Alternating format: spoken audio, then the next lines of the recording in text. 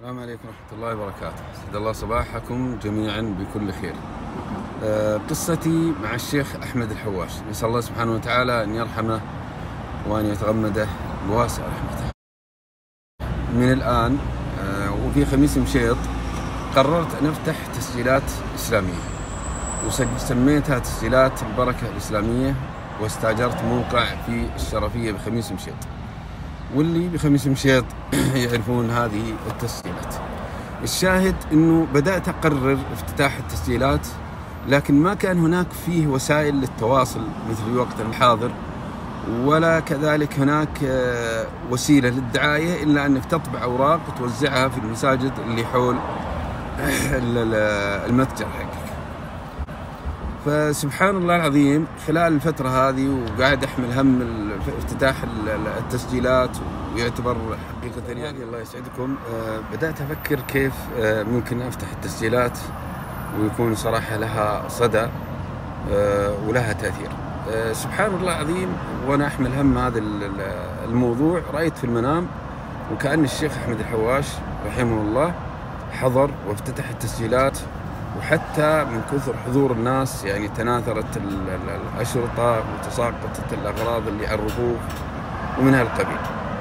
فسبحان الله العظيم وكان الشيخ رحمة الله عليه أحيانا يفسر بعض الرؤى، فصليت معه صلاة الفجر وحدثته عن الرؤيا وقلت لعلني أجد من عنده تفسير له. فسبحان الله العظيم فاجأني الشيخ رحمه الله بأنه ما عنده مانع أنه يفتتح التسجيلات، رغم أنه ما كان يطلع من مسجده، والكثير من الشباب ومن الأصدقاء. الحاصل أنه الشيخ قال لي حدد اليوم والتاريخ وبإذن الله أني أحضر. فرتبت أموري وجهزت التسجيلات للافتتاح، وجيت إلى الشيخ وأخبرت أن التسجيلات جاهزة، وحددنا يوم تقريبا يا يوم الأربعاء أو يوم الثلاثاء بعد صلاة العشاء. وبدأت أنا أخبر بعض الزملاء والأصدقاء، وطبعت بعض الأوراق قريب من المنطقة ومن هالقبيل، وجهزت نفسي لموضوع الافتتاح. وهذا يعتبر يعني شيء غريب حتى في قضية أنه يكون هناك شخص سواء رجل دين أو غيره يفتح مشروع تجاري. فسبحان الله العظيم كان الموعد بعد صلاة العشاء، انتهينا جميعا تقريبا من صلاة العشاء الساعة. طبعا بعد صلاة العشاء الناس يعرفون أنه الشيخ أحمد لربما تقريبا من 20 إلى 25 دقيقة يكون متأخر عن المساجد، رجل صاحب خشوع وطمانينة، والحديث عن الموضوع ذا أكيد الناس المقربين منه يعرفون عن ذلك أكثر منه. لكننا كنا نعلم في المنطقة أن الشيخ تقريبا 20 إلى 25 دقيقة بعد انتهاء الناس من صلاته. يعني إحنا انتهينا من صلاة العشاء الساعة 8، كنا نتوقع الساعة 8:30 يبدأ الافتتاح. لكن صراحة مضت الدقائق 8:30 إلى 9:30، الناس تجمعوا والزملاء والأصدقاء. يعني صراحة كان موقف محرج بالنسبة لي، يعني كانت الثانية كأنها ساعة تمر علي. الناس طبعا يعني ما يخفى عليكم الموقف المحرج، والإنسان خاصة الناس من حولك يعني ينتظرون افتتاح التسجيلات، وتجيك الآراء والأفكار الكثيرة. خلاص يعني الشيخ صاحب عبادة ودين، مستحيل انه يخرج ويفتح التسجيلات، وكلام كثير جدا.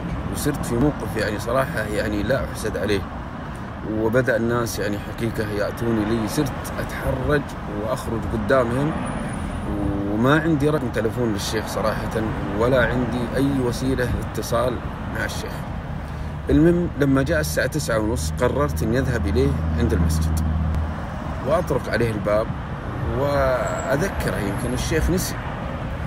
فجيت إلى المسجد وجدت المسجد كله مقفل من جميع الأبواب، ويعني مضت والجوال عندي اتصالات عجيبة ومضت.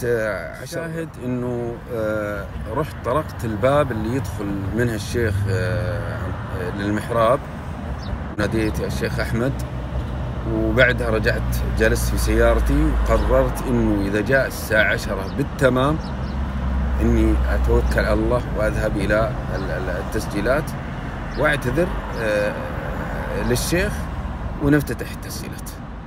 والحمد لله على كل حال. والله يا أخوان سبحان الله العظيم، الساعة 10 بالتمام وأنا طالع في الجوال، وبدأت أفكر أشغل السيارة، ثم لما نظرت وإذا بالشيخ أحمد رحمه الله فتح باب المحراب وخرج واستقبل.